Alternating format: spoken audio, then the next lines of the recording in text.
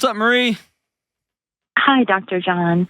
I called in with a question, and I'm hopeful that you'd be able to help. For my daughter, she is 13, almost 14. She'll be 14 next month, and she still experiences pretty extreme night terror.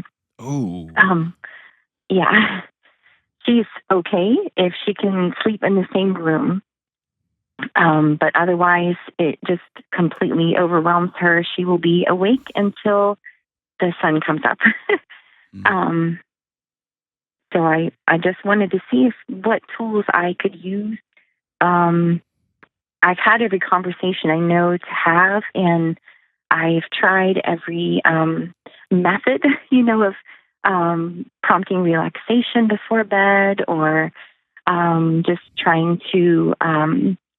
We've tried music, we've tried melatonin, we've tried exercise before bed, everything that I could think of. It's been going on for so long that I am out of ideas. So I wanted to call and see if you can help me. sure. Thank you so much for the call. Man, that class of, I think it's parasomnia. It's been a while since I've read that stuff, but that's tough. Sleep is such a holy thing, right? It's just so good. And when Yes. you can't sleep, it's literally, no pun intended, a nightmare. All right, let me ask you a couple of big picture questions so I can kind of drill in here. Okay. Night terrors are often linked to some sort of separation anxiety. And you mentioned it perfectly that if she when she finally comes to, can you wake her up or do you have to let it cycle all the way through? Okay, so it's not actually a nightmare that she has. It is a awake terror. She's not sleeping. Like, she can't go to sleep because she's so afraid. But if she does sleep in the same room with me, then she's fine. Okay, She does have a lot of nightmares. I'm sorry, go ahead. No, go ahead. I was just going to say she does have a lot of nightmares. That seems like that has gotten better within the last, I would say, 2 years, as far as the number of nightmares that she would have. But I've never seen her unable to be woken from a nightmare. And if she's scared, terrified, as soon as she knows I'm there, she's fine. Okay. Have you struggled with this? Or somebody in your home? Do you have other siblings? Dad? Have you all struggled with night terrors? I had night terror until I had her. Nice. My entire life, yeah. Nice. This is like Nightmare on Elm Street. Like, now I'm starting to see it. It just hit me actually the other day. Like, what I thought, like, I passed it on to her. And then just from the really helpful way that people have called in and some of the conversations that I've heard on your show, I realized there might be some actual application reasons that it occurs. And I would love it if there was a way that I could help her. Well, do you have if you pull a string all the way back, do you have abuse or trauma in your background? Yeah, I would say, how can I put this without it taking over the call? My life would probably be an atomic bomb that would take over the whole phone call. Have you ever taken the ACEs test? No. All right. When this call's over, I want you to take the ACEs test, ACES, and it's a really quick 10-question thing. But if you're a 7, 8, 9, 10, which it sounds like you are, let me say it this way. If no, let me go back. I'm over talking. You said it's No atomic problem. bomb. Give me the high 30,000 foot, because it does matter. Okay, give me the 30,000 foot view. Okay. Okay. Give me 1 second to really condense this. So, I would say I'm the child of a 14-year-old runaway. She wasn't 14 when she had me. Several of my siblings are runaways. We moved 36 times before I graduated from high school. I had 4 different dads. We had, drugs, alcohol, like every kind of self-destruction that you could have. But I had hope, and I had people who were really beautiful to me, like in my teens, and a local church that really took me in and just helped me walk out of that. It's still not easy, but yeah, So very grateful. let me say it this way, that in a way that hopefully maybe no one's ever said it like this. If you don't know when the next guy is going to walk into your room, you don't know when the next time you're going to have to go get mom. If you don't know when the next time you're going to walk through the room and there's still a lit cigarette on something, or there's still a needle on something, you don't know the next night where you're going to be sleeping. Your body, Marie, would be failing you if it let you sleep all night. Yes, Right? I agree. I've actually come to understand that from your show, and I'm so grateful. That's what made me think, like, so if that's the case, how do you, is there a way you can help? Now, I almost said a name, sorry. My daughter's life has not been that way, but there have definitely been things that have, like, high tension, and a lot of hurt, and things that I'm not sure if I should go into or not, but so I can definitely see how this would have been planted in her heart as well. Has she had trauma, stress? Stress, definitely high stress, I would say. Okay. Stress is trauma, so I would say yes, trauma. I mean, some stress, most stress is great for you. It's good for you, right? Like I worked out this morning. Would not be good stress. Okay, No. all right, yeah, okay, all right. Yeah. Because here's what I want to lean on. Okay. Whenever somebody talks about night terrors, I always want to lean towards some sort of separation anxiety. I want to lean towards some sort of overall generalized anxiousness, some sort of way your body is trying to get your attention that the next thing is going to happen right now. Okay. Okay. And I'm out over my skis. It would be unethical. It wouldn't be cool of me to say, well, I think it's this, this, and this, and this. Where I would point you is, when's the last time, and this is going to sound awful, and so please hear me how I'm saying this, okay? And I'll walk you through how I'm saying it. I'm saying this with the purest heart possible, okay? Not 1 ounce of blame. And I know you're a good mom. You're going to hear it that way. I don't want you to hear it.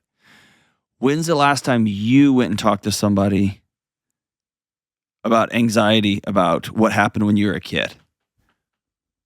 Not a church person, but like a licensed clinical therapist. When's the last time you sat down and had some trauma therapy? I have never had trauma therapy, I would say. I have tried to talk to a counselor multiple times. I will say, quite honestly, like I think I understand, where you're heading with that. I may be totally wrong. But at this point in my life, I went through, I was rock bottom, falling apart, like clinically depressed, panic attacks, landing me in the hospital, like a total mess, for a large period of my life. And my life was rebuilt on top of that by God's grace. I just, I don't struggle now. I sleep well. I don't struggle with anxiety. I just chose to walk on, to live and look for hope. And God sent me beautiful friends and just really built my life, on a strong foundation, like totally new life. So I did try to reach out for counseling, but I never had a lot of success from that. I felt one person just kept interrupting me when I would try to talk, and the next one had me fill out this like hour and a half long questionnaire. Yeah. And then they didn't read it. So That's frustrating. Yeah, it was frustrating. So there's a famous book by Dr. Bessel van der Kolk. You probably heard me say it on the show. I used to talk about it all the time, especially at the beginning of the show. It's called The Body Keeps the Score. Okay. And it's essentially, its discussion is we've made mental health very cognitive, things we think about. And what he goes on, him and his research team have proven over the years is trauma resides in your nervous system. And it is passed on in the craziest, weirdest environmental ways. And so, um, here's the best way I can explain it in my house. I'm good. I was well as could be. I had a great job, 2 healthy kids, a good marriage. And it was when I was struggling connecting with my daughter. And my wife said, "Oh, John, you have a nuclear reactor in your chest. We all feel it." And I was like, "What are you talking about? I don't yell. I don't swear. I don't do drugs. I don't drink. I, I'm doing all the right things." And she's like, "Of course you are. You're an amazing dad and a husband. But we can all feel it." And I literally went to a trauma therapist I was mad. I was kind of throwing a little bit of a temper tantrum. Uh-huh. And so here's the only reason I'm saying that. Whenever a kid is deeply wrestling with anxiousness, I'm not right all the time. And so I'll never suggest I'm right, even close to all the time. Sure. But children often absorb tension from their environments. They absorb, this is the state with which they live, and their body is saying, don't go to sleep. And that's where I want to often, so people will call me and say, "Hey, my kid's struggling with anxiety." I'll often say, "How's your marriage? How are you and dad, or how are you and mom doing individually?"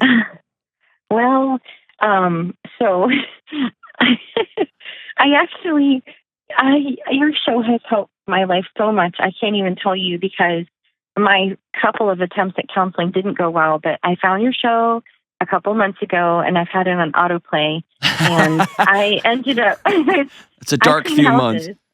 And it's been so helpful. And yes, I know, you never claim to have perfect advice, but so many things you said have helped me so much. And I do believe I know that my daughter's stress trauma comes down through her dad. Okay. What does that mean? You talk about the angry child, who couldn't defend themselves and couldn't win a fight when they were young. And so now you have this full-grown man, and, now he's trying to do that, without realizing that's what he's doing. And so I've been married to one of those for 19 years. Okay. And I actually shared two of your episodes with him. I love him. He's a wonderful, wonderful man, but he had deep, horrific, incredible trauma growing up. I won't even begin to get into what he went through. His was physical, emotional, every kind of abuse that you could possibly suffer. Yeah. And so his silence in the house could crush rocks. Yeah, the silent bear in the living room. Yep. Oh yeah. And also the loud, never physical, but the emotional has been very hard to work through. Okay. Full, talented, gifted man, just cares about everybody, but not understanding where, this was coming from in him. And so I had I don't remember what you call it, but where I said, okay, so this is not going to go on anymore. Yeah. And we've got 1 year, and on our 20th wedding anniversary, what is our marriage going to look like? Because this is no longer going to be part of it. But I love you. And, I said, do you consider me to be a safe place for your heart? Are you ready to lay this down? And he just looked at me and said, I'm starting to. And he was moved to tears, and he thought I was leaving him because I had made an appointment to talk with him. So all that to say, I was trying to make it really brief, but she has had a lot of hurt and trauma from that relationship. And I do know that. I just don't know what I can do to help her, from it. So I'll tell you my house. I'll tell you it was about her. It wasn't, it was about her dad, my daughter's dad, going to get some work done. And I'm going to tell you, I went to several people here in Nashville, Tennessee. And I'm a hard client to have. I'm Dr. John Delony, and I have 2 PhDs. I'm hard, and I found somebody that just didn't give a crap who I was. She's amazing, okay? But I had to go to several people, Okay. okay? But here's the deal. I'm going to give you a couple of tips for your daughter. Okay. But I think the help begins with your husband going to see somebody and say, I'm ready to set this stuff down. I'm ready to let the sleeping bear go back to the woods because I want my home to be a home of peace, and I'm making it a home of fear. And I want you to continue to seek to find somebody, not to tell you what you want to hear, but somebody that will connect with you and teach you. You were right to be on guard your whole life. And I'm so sorry. And now we're going to work on having peace. We're going to practice it because you've never been able to have peace, not even in the 19 years you've been married.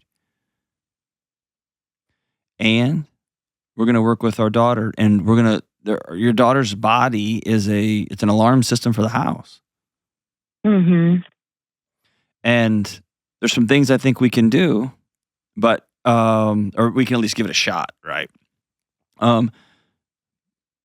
But I would love for her to talk to somebody about angst and anxiety. There's not going to be like let's do some yoga or let's go like do some jumping jacks.